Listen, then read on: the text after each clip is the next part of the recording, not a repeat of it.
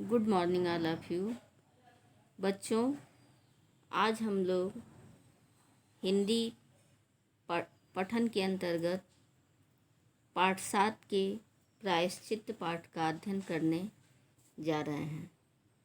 यह प्रायश्चित कहानी भगवती चरण वर्मा के द्वारा लिखी गई है। यह एक हास्य कथा के रूप में हमारे सामने है। प्रायश्चित।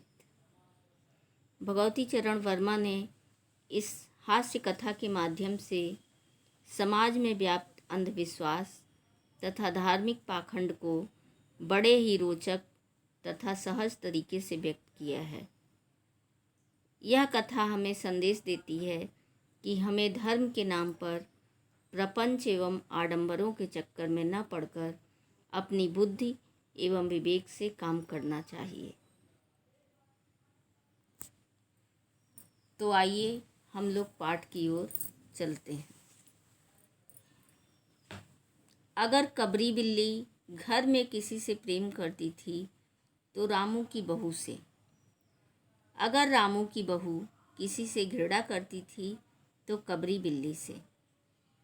कहने का अर्थ यह है कि जो कबरी बिल्ली थी वह रामू की बहू से ही प्रेम करती थी और रामू की बहू कबरी बिल्ली से घृणा करती थी, क्योंकि रामू की बहू जो कुछ भी बनाती थी वह उसे खा लेती थी।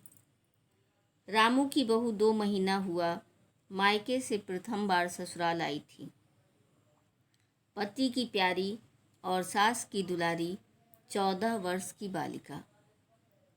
भंडार घर की चाबी उसकी करधनी में लटकने लगी। करधनी एक प्रकार का आभूषण होता है जो कमर में पहना जाता है। नौकरों पर उसका हुक्म चलने लगा। हुक्म का अर्थ होता है आदेश। नौकरों पर उसका हुक्म चलने लगा अर्थात नौकरों पर उसका आदेश चलने लगा। और रामू की बहू घर में सब कुछ। सास ने माला ली और पूजा पाठ में मन लगाया। जो रामू की बहू थी वह घर का पूरी तरह से देखभाल करने लगी और उसकी सास ने अपना मन पूजा पाठ की ओर लगा लिया। लेकिन बहू ठहरी 14 वर्ष की बालिका। कभी भंडार घर खुला है तो कभी भंडार घर में बैठे बैठे सो गई। कबरी बिल्ली को मौका मिला, घी दूध पर जुट गई। जो रामू की बहू थी वह एक 14 वर्ष की बालिका थी। अभी उसकी भी उम्र छोटी ही थी, इसलिए वह पूरी तरह से घर का देखभाल करने में असमर्थ रहती थी। कभी उसको ध्यान नहीं आता था तो भंडार घर का दरवाज़ा खुला रहता था और कभी कभी ऐसा होता था कि भंडार घर में ही वह बैठे बैठे सो जाती थी और उस समय कबरी बिल्ली अपना मौका देखकर घी दूध जो भी पाती थी वह चट कर जाती थी। रामू की बहू की जान आफत में और कबरी बिल्ली के छक्के पंजे।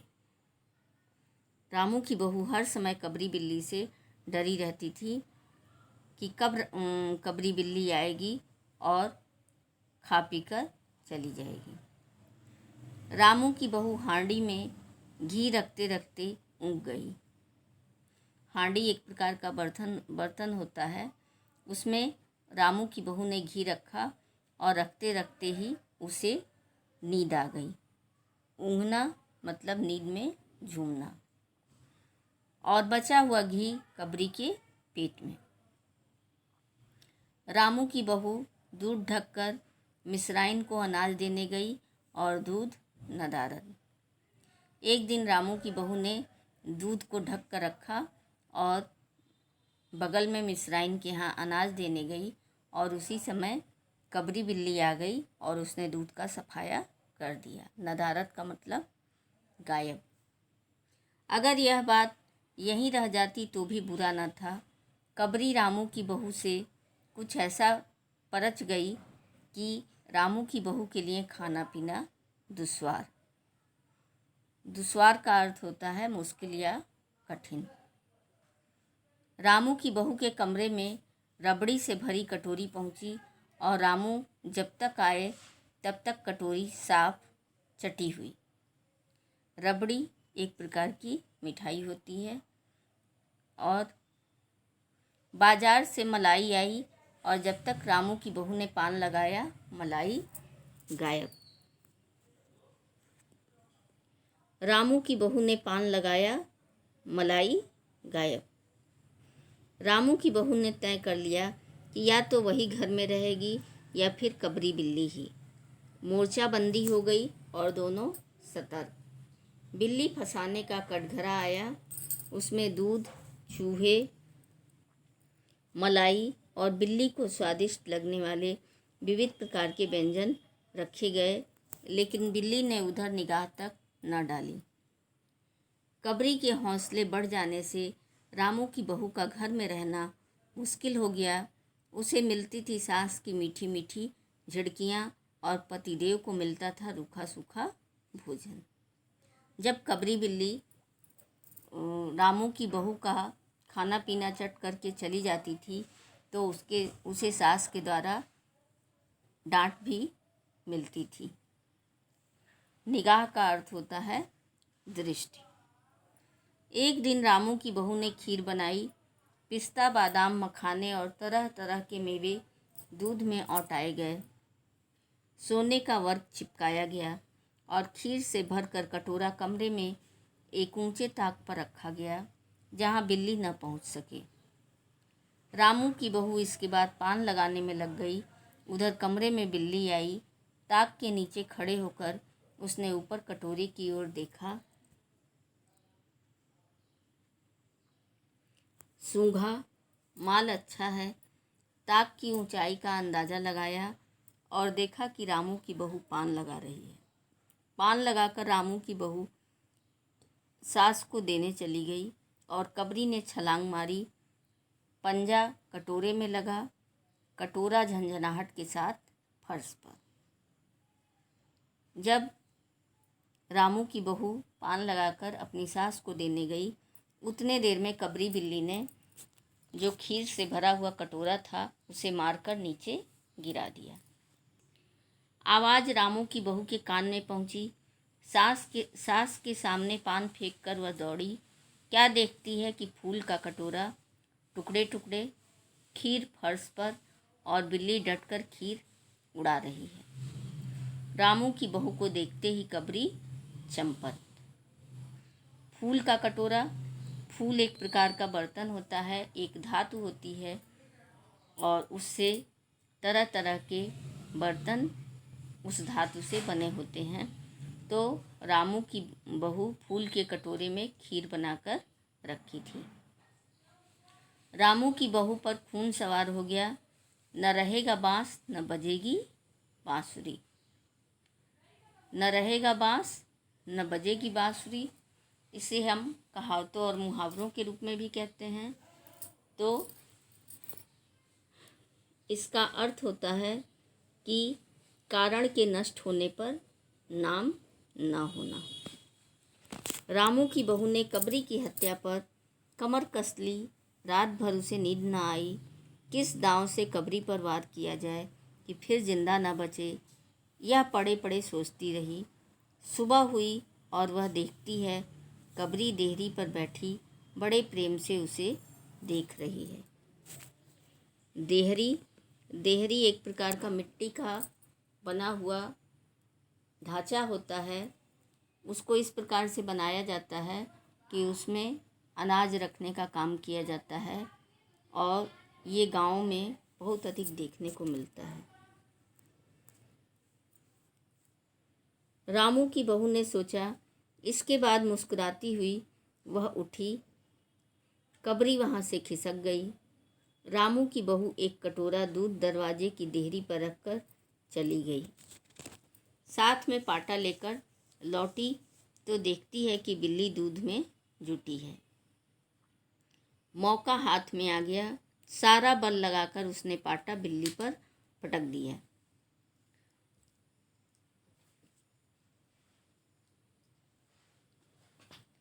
कबरी ना हिली, न डुली, न चीखी और न चिल्लाई, बस एकदम उलट गई। रामू की बहू ने जब कबरी बिल्ली को देहरी पर बैठे देखा तो उसने उपाय सोचा और उसने एक कटोरे से भरा हुआ दूध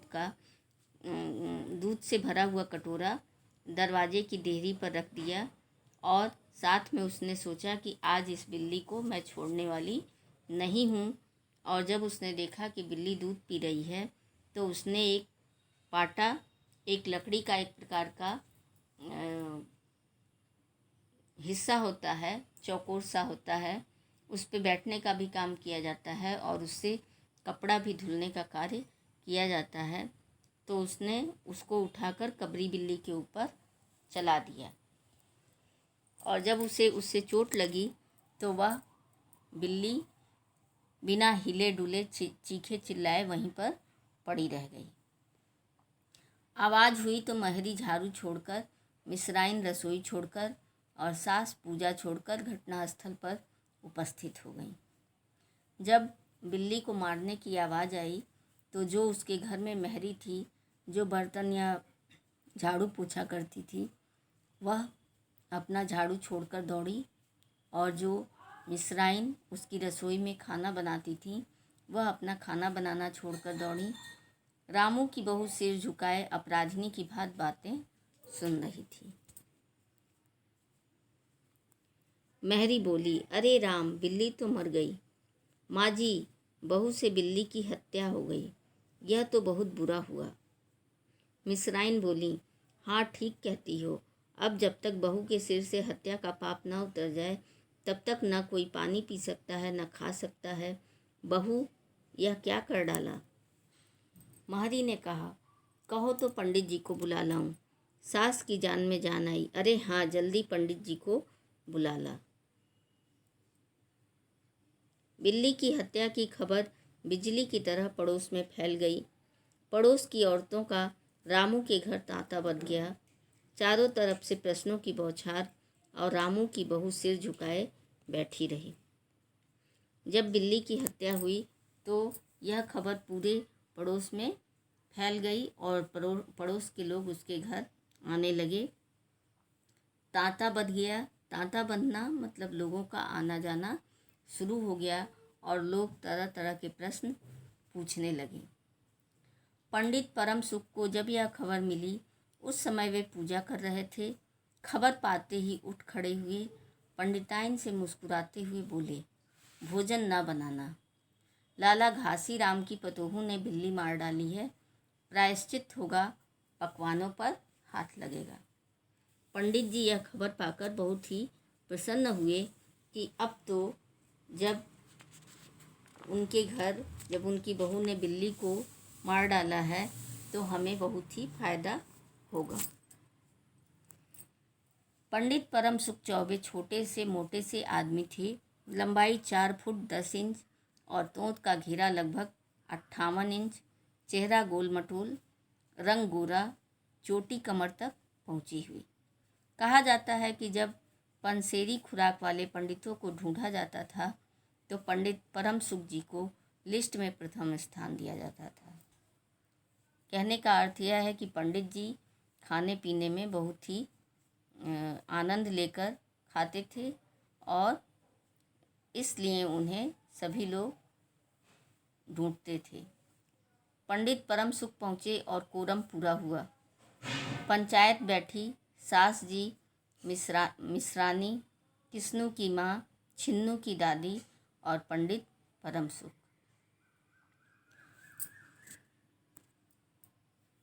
किस्नू की माँ ने कहा, पंडित जी, बिल्ली की हत्या करने से कौन सा नरक मिलता है? पंडित परम सुख ने पन्ना देखते हुए कहा, बिल्ली की हत्या अकेले से न तो नरक का नाम नहीं बताया जा सकता है, वह मुहूर्त भी मालूम हो जब हत्या हुई तब नरक का पता लग सकता है। पंडित परम सुख ने पन्ना खोला और कहा कि बिल्ली की हत्या के लिए अकेले से यह नहीं बताया जा सकता है कि कौन सा नरक मिलता है। जब यह पता हो कि बिल्ली की हत्या कब हुई है, किस समय हुई है, तब नरक का पता लग सकता है। यही कोई 7 बजे सुबह, मिश्रानी ने कहा। पंडित ने पन्ने उल्टे, अक्षरों पर उंगलियां चलाईं। मत्थे पर हाथ लगाया और गंभीर स्वर में बोले, हरे कृष्ण, हरे कृष्ण। बड़ा बुरा हुआ। प्रातःकाल ब्रह्म मुहूर्त में बिल्ली की हत्या, घोर कुंभीपाक नरक का विधान है। रामू की माँ, बड़ा बुरा हुआ। रामू की माँ की आंखों में आंसू आ गए। तो फिर पंडित जी, अब क्या होगा, आप ही बतलाएं। पंडित परम सुख मुस्कुराए। रामू की माँ, चिंता की कौन सी बात है।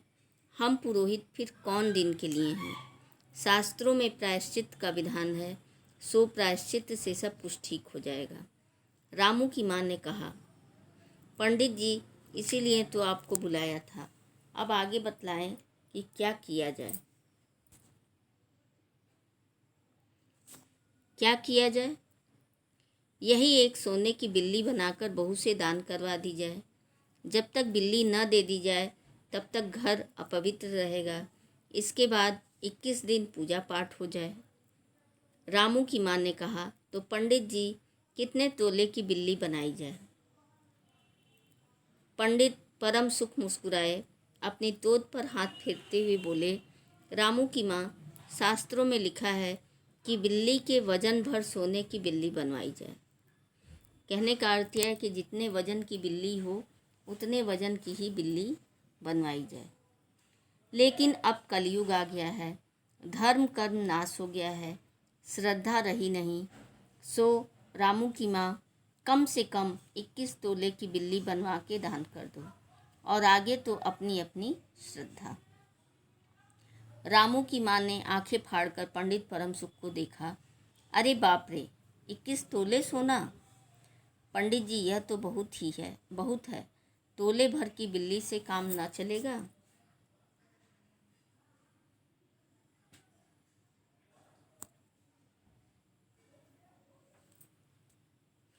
पंडित परम सुख हंस पड़े।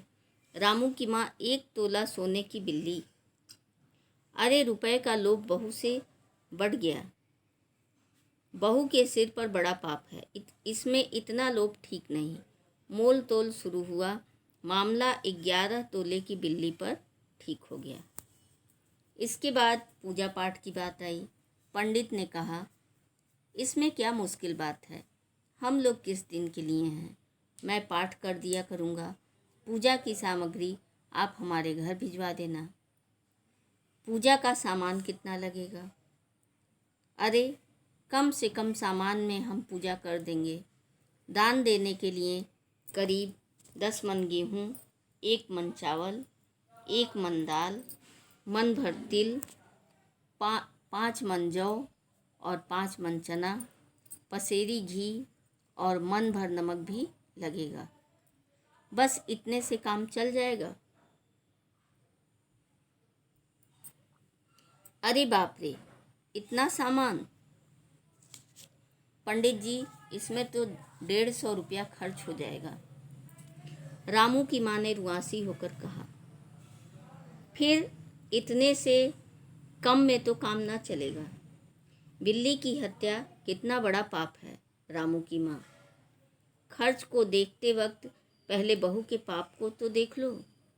यह तो प्रायश्चित है, कोई हंसी खेल थोड़े ही है। और जैसी जिसकी मर्यादा प्रायश्चित में, उसे वैसा खर्च भी करना पड़ता है। आप लोग कोई ऐसे वैसे थोड़े हैं। अरे 100-150 रुपए आप लोगों के हाथ का मैल है। पंडित परम सुख की बात से पंच प्रभावित हुए। किस्नू की माँ ने कहा, पंडित जी ठीक तो कहते हैं। बिल्ली की हत्या कोई ऐसा वैसा पाप तो है नहीं। बड़े पाप के लिए खर्च भी बड़ा चाहिए। छन्नू की दादी ने कहा, और नहीं तो क्या, दान पुण्य से ही पाप कटते हैं। दान पुण्य में किफ़ायत ठीक नहीं है। किफ़ायत का अर्थ होता है कंजूसी। मिश्रानी ने कहा, और फिर माँ जी, आप लोग बड़े आदमी ठहरे। इतना खर्च कौन सा आप लोगों को अखरेगा मतलब आप लोगों के लिए यह कोई दुख की बात नहीं है, बुरा लगना या अटपटा लगना। रामू की माँ ने चारों ओर देखा। सभी पंच पंडित जी के साथ। पंडित जी ने कहा, रामू की माँ, एक तरफ तो बहू के लिए कुंभीपाक नरक है, दूसरी तरफ तुम्हारे जिम्मे थोड़ा सा खर्च है, सो उससे मुंह न मोड़ो। एक ठंडी सांस लेते हुए रामू की माँ ने कहा, अब तो जो नाच नचाओगे नाचना ही पड़ेगा। यहाँ भी मुहावरे का प्रयोग किया गया है। अब तो जो नाच नचाओगे नाचना ही पड़ेगा, अर्थात जैसा कहोगे वैसा करना ही पड़ेगा। पंडित जी जरा कुछ बिगड़ कर बोले, रामू की माँ, यह तो खुशी की बात है, अगर तुम्हें अखरता हो तो ना करो, मैं चला। इतना कहकर पंडित जी ने पोथी पत्रा बटोरा। अरे पंडित जी, रामू की माँ को कुछ नहीं अखरता, बेचारी को कितना दुख है, बिगड़ो ना। मिश्रानी, छन्नू की दादी और किस्नू की माँ ने एक स्वर में कहा। रामू की माँ ने पंडित जी के पैर पकड़े और पंडित जी ने जमकर आसन जमाया। और क्या हो, 21 दिन पाठ के 21 रुपये और 21 दिन तक दोनों बतख 5-5 ब्राह्मणों को भोजन करवाना पड़, दोनों बखत, बखत मतलब दोनों समय 5-5 ब्राह्मणों को भोजन करवाना पड़ेगा। कुछ रुककर पंडित जी ने कहा, सो इसकी चिंता ना करो, मैं अकेले दोनों समय का भोजन कर लूँगा और अकेले भोजन से 5 ब्राह्मणों का फल मिल जाएगा। यह तो पंडित जी ठीक कहते हैं। पंडित जी की टोंट तो देखो। मिश्रानी ने मुस्कुराते हुए पंडित जी पर व्यंग किया। अब तो प्रायश्चित का प्रबंध कराओ। रामू की माँ, 11 तोला सोना निकालो, मैं उसकी बिल्ली बनवा लाऊं, 2 घंटे में बनवाकर लौटूंगा, तब तक पूजा का प्रबंध कर लो। और देखो, पूजा के लिए। पंडित जी की बात खत्म भी ना हुई थी कि मेहरी हाँफती हुई कमरे में घुस आई। सब लोग चौंक उठे। रामू की माँ ने घबरा कर कहा, अरे क्या हुआ री? महरी ने लड़खड़ाते हुए कहा, माँ जी, बिल्ली तो उठकर भाग गई। तो बच्चों, इस पाठ के माध्यम से हमें समाज में व्याप्त अंधविश्वासों का पता चलता है और पंडितों के प्रति लोगों की जो अंधविश्वास श्रद्धा है उसका भी वर्णन इस पाठ में किया गया है। इस पाठ का उद्देश्य यह है कि आँख मूंद कर समाज की किसी भी मान्यता को नहीं अपनाना चाहिए। हमें पहले उसे ध्यान देना चाहिए, उस पर विचार करना चाहिए, तब आगे कार्य करना चाहिए। तो इस प्रकार इस पाठ का सारांश हम लोग शब्दार्थ के बाद एक बार फिर दोहराएंगे। शब्दार्थ: करधनी, कमर में पहनने का आभूषण, हुक्म, आदेश, नदारत, गायब, रबड़ी, एक तरह की मिठाई, निगाह, दृष्टि, न रहेगा बाँस न बजेगी बाँसुरी, कारण के नष्ट होने पर नाम न होना, महरी, चौका बर्तन करने वाली, ऊँघना, नींद में झूमना, दुश्वार, मुश्किल या कठिन, फूल, एक धातु, तांता बंधना, लोगों का आना जाना, अखरना, अटपटा लगना या बुरा लगना, किफ़ायत, कंजूसी। अब तो जो नाच नचाओगे नाचना ही पड़ेगा, अर्थात जैसा कहोगे करना ही पड़ेगा। तो आइए एक बार हम लोग फिर पाठ को दोहराते हुए देखते हैं कि रामू की बहू प्रथम बार मायके से ससुराल आई। ससुराल आते ही सास ने उसे सारी जिम्मेदारी सौंप दी, लेकिन बहू 14 वर्ष की बालिका थी। यदि वह कभी भंडार घर में बैठे बैठे सो गई या भंडार घर खुला रह गया तो कबरी बिल्ली आती और घी दूध खाने में जुट जाती। एक दिन रामू की बहू ने खीर बनाई। कबरी ने ऊंचे ताक पर रखे खीर के कटोरे को पंजा मारकर गिरा दिया और खीर खाने लगी। अब रामू की बहू ने कबरी की हत्या के लिए कमर कस ली। अगले दिन बिल्ली को दूध पीते देख उसने सारा बल लगाकर पाटा बिल्ली पर पटक दिया। पाटा लगते ही कबरी एकदम से उलट गई। बिल्ली की हत्या की खबर बिजली की तरह पड़ोस में फैल गई। प्रायश्चित के लिए पंडित परम सुख चौबे को बुलाया गया। पंडित परम सुख ने प्रायश्चित के लिए 21 तोले की सोने की बिल्ली बनाकर बहू से दान करवाने के लिए कहा। इसके बाद 21 दिन तक पाठ करवाकर घर को पवित्र करवाने के लिए कहा। मोल तोल के बाद मामला 11 तोले की सोने की बिल्ली पर तय हो गया। इसके बाद पंडित जी ने दान देने के लिए करीब 10 मन गेहूँ, 1 मन चावल, 1 मन दाल, मन भर तिल, 5 मन जौ और 5 मन चना, पसेरी घी और मन भर नमक की सूची बनवाई। पंडित परम सुख बाजार से 11 तोले की सोने की बिल्ली बनवाने के लिए सोना मांगने लगे। तभी जो चौका बर्तन करने वाली मेहरी थी वह हाँफती हुई आती है और कमरे में घुसकर आई और बोली कि बिल्ली तो उठकर भाग गई। तो बच्चों,